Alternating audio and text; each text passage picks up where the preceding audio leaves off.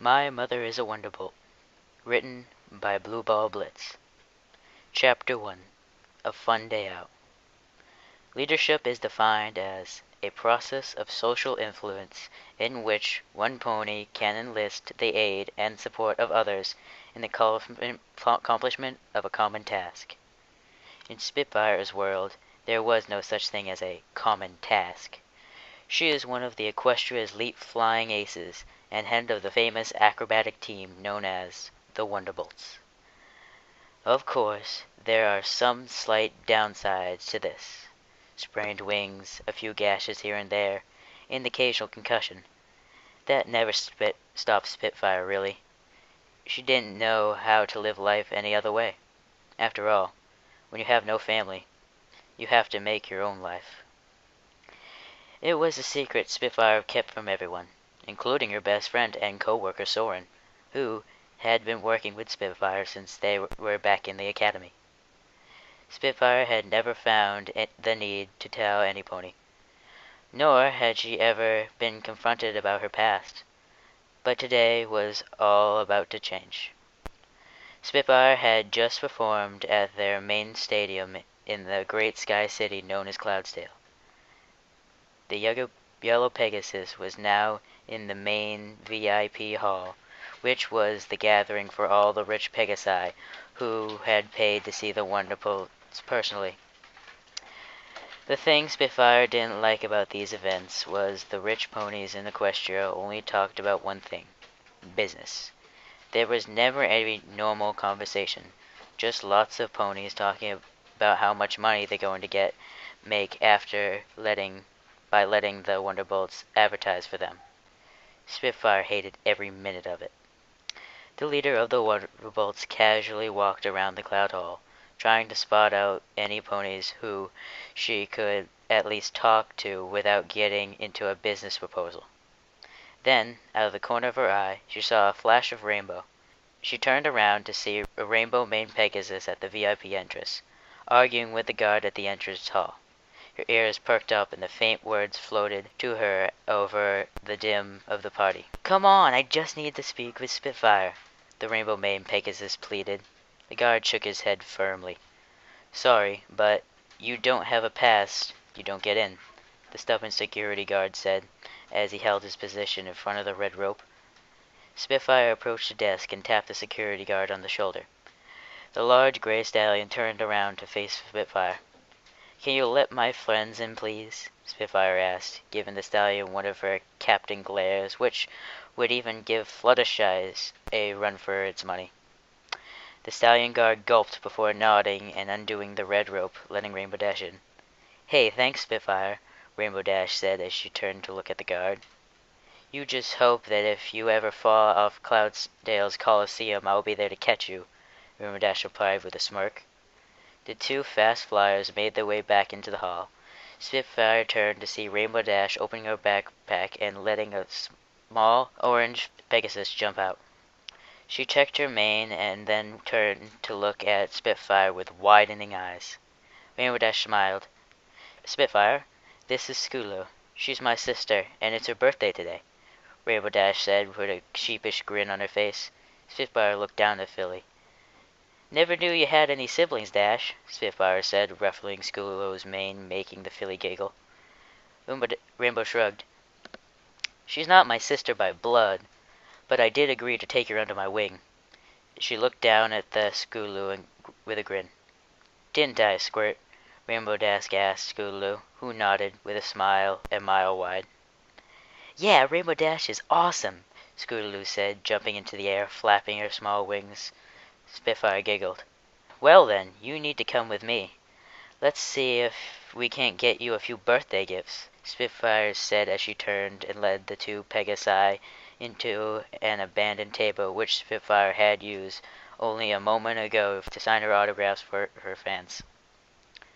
Spitfire picked up a bold pen and took a poster off a stack of papers and flyers and wrote down something on it before handing it to the filly. Her eyes widened as she looked at what she got: Spitfire's autograph. She thanked Spitfire with a wide grin and couldn't even take her eyes off the poster.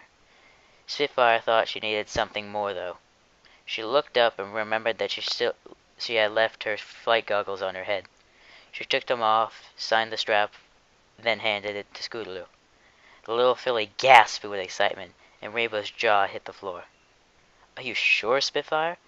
Rainbow Dash said, looked at Spitfire in astonishment at what the mare had just done. Spitfire nodded. "Heck yeah, Dash.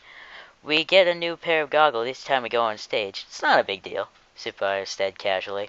The tiny filly rushed up to Spitfire and wrapped her legs around her hoof since she wasn't big enough to hug her properly. "Oh, thank you, thank you, thank you, thank you," Scootaloo said, squeezing Spitfire's hoof tighter. Spitfire found herself giggling again at the little filly's antics. Scootaloo eventually let go of Spitfire's hoof, and Spitfire ruffled her mane. Spitfire then looked at Rainbow Dash, who let a slight blush on her face. "Sorry, I need to use the little filly's room," Dash explained. Spitfire smirked. "Next door on your right." She pointed to the appropriate corridor, and Dash sped off towards the hall, nearly knocking over the punch bowl. Spitfire looked down to Scootaloo, who was wearing her new fright goggles around her neck and staring at her posters, starstruck by the whole evening. "So, then, do you live in Ponyville?" Spitfire asked. Scootaloo nodded. "Yeah, it's a nice town," Scootaloo replied with a smile on her face. Spitfire leaned over and saw Scootaloo's wings, which were very small, even for Scootaloo's frame. Spitfire didn't want to ask the question, but she couldn't think of anything else. "So," she paused a moment uncertainly, "can you fly?" Spitfire said hesitantly. She felt her heart sinking slightly when the filly's head sank low. "Well done there, Spitfire.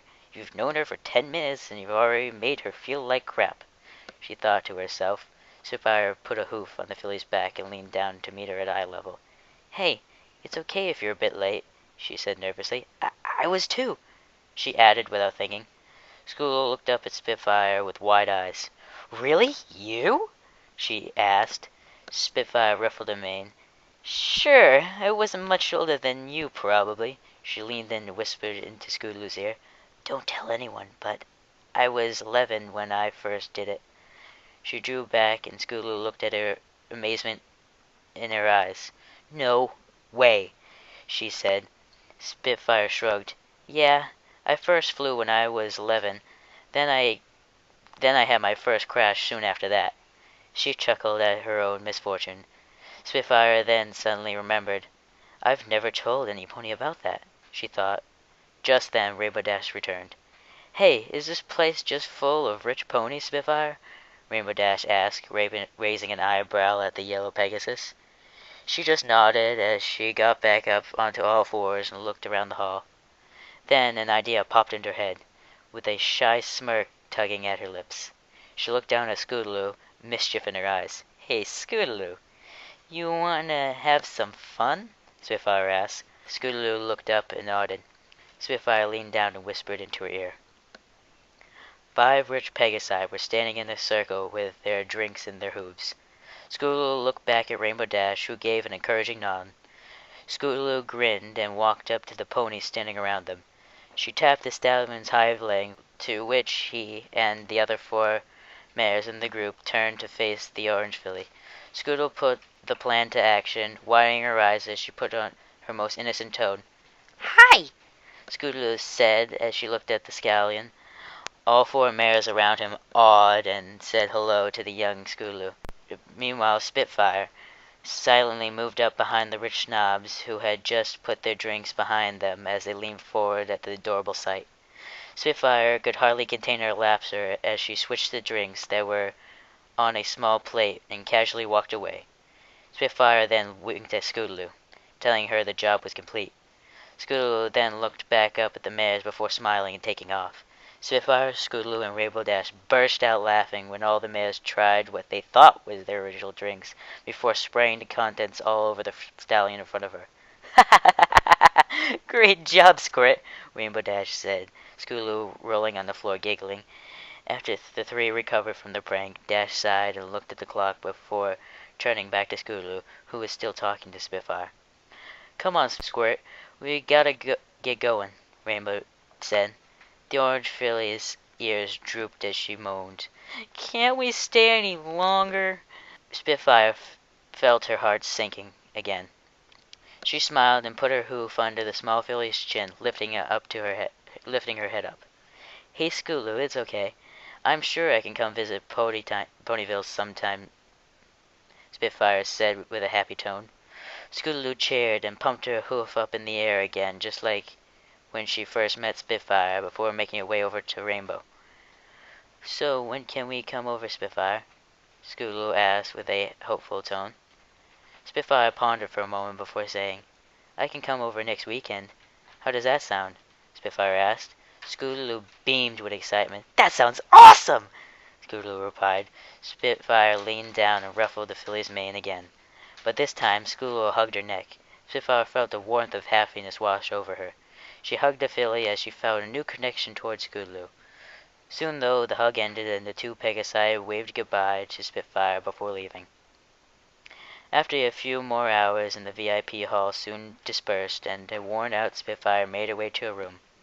Spitfire opened the door to her hotel room and collapsed onto the bed. She had been thinking about Scootaloo since she had left. She felt so happy around the filly, but something told her Scootaloo was hiding something. No, it can't be anything, Spitfire thought, wiping the idea from her mind as she got under the covers and shut her eyes. As the vision of the day went past her, one thing in Spitfire's mind shone through. She couldn't wait for this weekend.